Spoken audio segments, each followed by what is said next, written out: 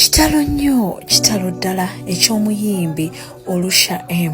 Ono nno amawulire gakonfamingiddwa nti afudde. Biwobe byereere. Ono nno muganda w'omukyala gwe bayita Mulongo Babiri Essaala, akola ku Star Radio, era nga yali yakakola omukolo omunene n'omwami we omulungi Omunyarwanda, era ng'omukolo gwaliyo kitalo. Olunaku lwaleero nzikiriza wensanga omuntu ng'anywa bbiya we simwenako buzibu, oba walyambiziye simwenako buzibu, oba yeekola biki kabyekole, obulamu butono nnyo. Kitalo nnyo nyini ddala ekya Olusha M, muganda w'Omulongo Babiri Essaala.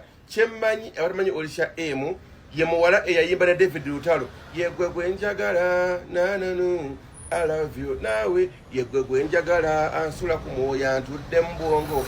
Afudde olunaku lwaleero ng'azaala, afiidde mu lutalo lw'abakyala.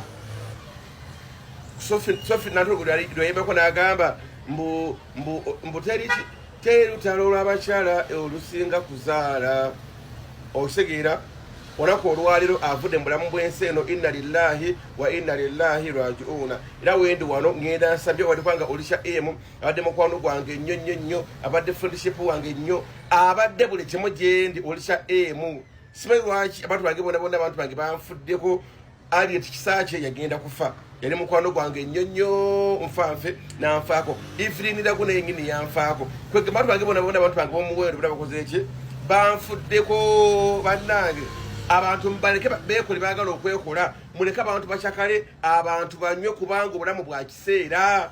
Obulamu bwa kiseera. Wendaba omuntu asanyuka muleka n'asanyuka,